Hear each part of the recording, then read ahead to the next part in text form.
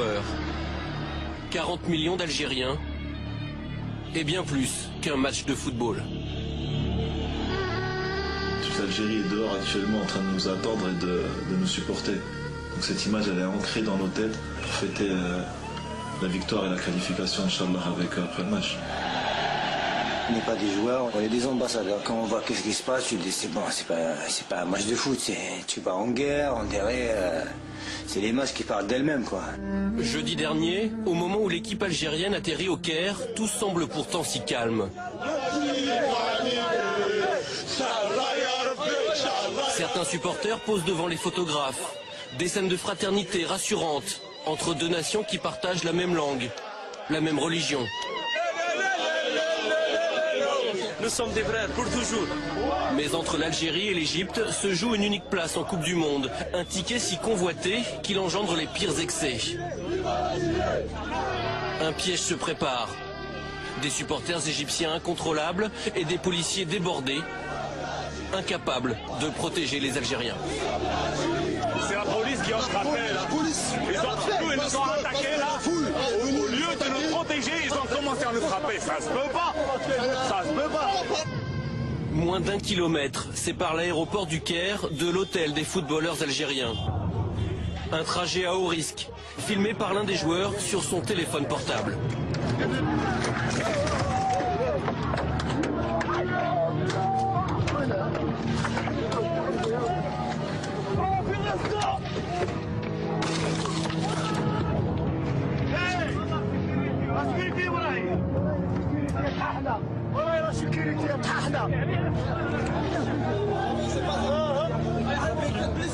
Qu'est-ce qui s'est passé, Majid? Qu'est-ce qui s'est passé? Comment imaginer que ces hommes ensanglantés qui descendent de leur bus ne sont venus jouer qu'un match de football? 4 joueurs blessés. Et sur le coup, la colère qui monte.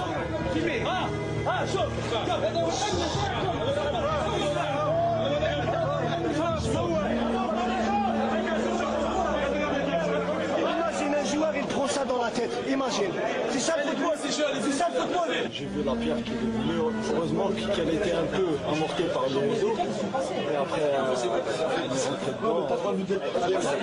je me suis caché comme tous les autres, et ça venait de partout. Il y a un morceau d'air qui a pénétré à l'intérieur de la plaie. On attend pour la structurer, qu'il y ait une constatation de la FIFA. Et après, ils te disent, on est des frères. Quels frères? Ça, c'est des frères. Regarde l'accueil. Quel accueil? Ils te disent l'Algérie. Quel accueil? Mais en Algérie, on n'a touché personne. En Algérie. Il n'y a personne qui t'y touché. Ça, parce que, pour qu'ils voient les gens, c'est pas un joueur. Après, ils te disent, on est des frères. On n'est pas des frères. On va la gagner. On va la gagner. On va gagner. On va gagner.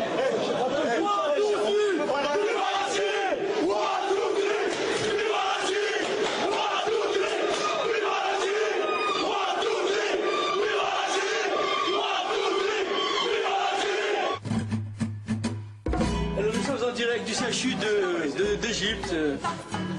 Doki, est-ce que vous pouvez nous parler de la blessure de certains joueurs? La vôtre d'abord. Elle est centrale au niveau du cerveau. Il faut commencer par elle. Le lendemain, dans l'intimité de l'hôtel, plus personne ne peut approcher. Ni supporters, ni journalistes. Notre caméra est la seule acceptée. Loin du tumulte, les plaies ont été soignées. Les esprits se sont apaisés. Je suis en train de me remonter le moral. J'ai failli pleurer hier, mais ça va là. Non, alhamdoulilah, tout se passe bien. Impeccable. Même avec un bras au moins, on va jouer. On aura plus de courage. Mais cet avant-match sera de tous les excès. Rafik Saïfi s'en rend compte une deuxième fois lorsqu'il s'aventure hors de l'hôtel. Comme par hasard, aujourd'hui, il y a la sécurité. Hier, il n'y avait personne. Aujourd'hui, il y a les chars, il y a tout. On joue en Afghanistan. Voilà, c'est pas un match de foot. L'armée, c'est un char, c'est l'armée. C'est même pas la police. Plus d'1 heure et quart pour enfin atteindre l'immense stade du Caire et s'entraîner. Voilà. Le soir venu, nouveau souci, ce bruit de klaxon incessant. Est-ce vraiment un hasard? Il est bientôt 2 h du matin et puis ça continue. Hein. Il continue, il tente de déstabiliser par tous les moyens. C'est pas très beau, c'est pas très sport, mais bon. La vérité, elle se passera demain sur le terrain. Bonne nuit. On va aller se coucher. Ils ont arrêté de klaxonner. Tard dans la nuit, Antar Yahya, l'ancien joueur de Bastia, est presque au bout de ses surprises. Sûrement, l'Égyptien, il a dû prendre ma carte, il a été manuel. Si devant la porte. J'étais mauvaise langue, pardon. Jour de match. Malgré les incidents, la Fédération internationale a décidé de maintenir la rencontre. Alors, peu importe les polémiques. Ah mais chez nous, il peut se passer n'importe quoi, il y aura toujours une bonne ambiance, ça sera toujours détendu. On est plus fort qu'eux, et c'est pour ça qu'ils ont commencé à nous créer des histoires. On savait qu'ils allaient nous faire tous les moyens pour nous déstabiliser. Vous êtes l'exemple, c'est l'Algérie qui joue. Et on doit donner un très bon exemple dans le comportement. Tout le monde. Y compris moi, parce que la dernière fois je me suis énervé. On va aller au match. On va les battre sur le terrain. Et là, on va leur démontrer, on va leur dire, voilà, nous on mérite d'aller au Coupe du Monde. On est prêt pour le match. La guerre.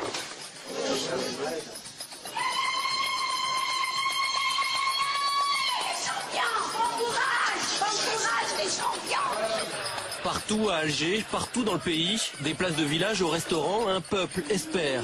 Devant les écrans, les Algériens n'entendront pas leur hymne, couvert par les sifflets de 80 000 Égyptiens.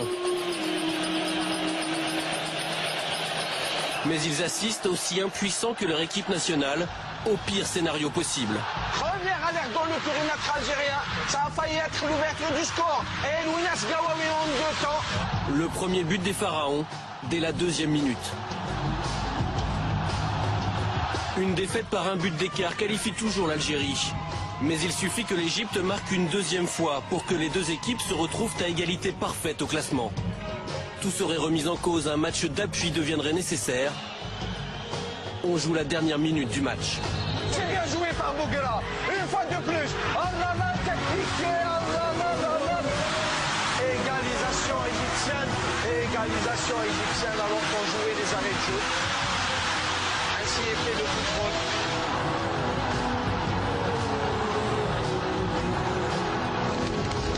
Pendant 95 minutes, l'Algérie a tenu cette participation au mondial qui lui échappe depuis 23 ans. Puis le piège s'est refermé. On jouait comme des invalides de guerre, mais qui ont tenu leur rôle. Il faut vraiment les féliciter, ces garçons. On est fiers d'eux. Tard dans la soirée, dernier remerciement aux supporters venus les encourager. Une minute du bonheur. Mercredi au Soudan, sur terrain neutre cette fois, les Fennecs auront une 2e chance. Ça fait mal, c'est très dur à digérer, mais on n'a pas le choix, hein. Faut récupérer très vite. Par demain au Soudan, on va gagner au Soudan, Inch'Allah. Sur le chemin du retour, un éternel recommencement, de nouveaux jets de pierre.